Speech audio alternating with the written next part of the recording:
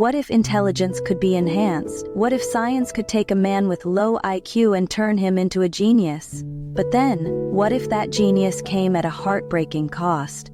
Today we're diving into Flowers for Algernon, a classic sci-fi novel by Daniel Keyes, first published in 1966. This book has captivated readers for decades with its emotional depth and thought-provoking themes. Let's explore its story, themes, and the man behind it all. Before we break down the novel, let's set the stage with a little background.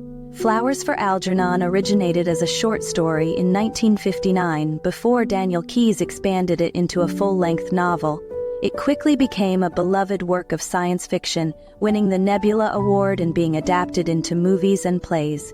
But at its core, this book is more than just sci-fi. It's a deeply human story about intelligence, identity, and the value of human connection. Our protagonist is Charlie Gordon, a kind-hearted man with an IQ of 68. He works as a janitor at a bakery and desperately wants to be smart like the people around him.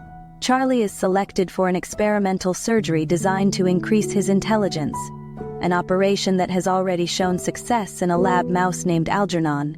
At first, the surgery seems to be a miraculous success. Charlie's intelligence skyrockets, and he quickly surpasses even the scientists who created the experiment. He gains knowledge, learns multiple languages, and becomes aware of the complexities of human emotions.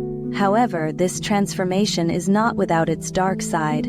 As Charlie's intellect grows, he realizes the cruelty he had previously been oblivious to, particularly from the very people he once considered friends. The world, once simple and full of hope, becomes isolating. But Charlie is not alone. Algernon, the lab mouse who underwent the same procedure, becomes his companion and symbol of his fate. As time passes, Algernon begins to deteriorate, losing his intelligence, becoming erratic, and eventually dying. Charlie understands that his own decline is inevitable. Despite his efforts, he cannot stop the reversal of his intelligence. In a tragic yet poignant conclusion, Charlie regresses back to his original state, writing his final thoughts in a simple, heart-wrenching entry. Please, if you get a chance, put some flowers on Algernon's grave in the backyard.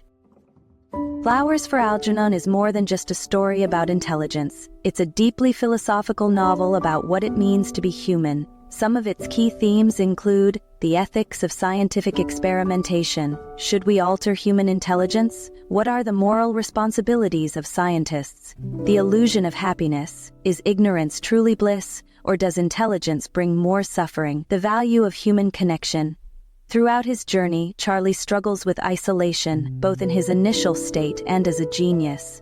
The novel asks us, what really defines our worth, intelligence or the ability to love and be loved?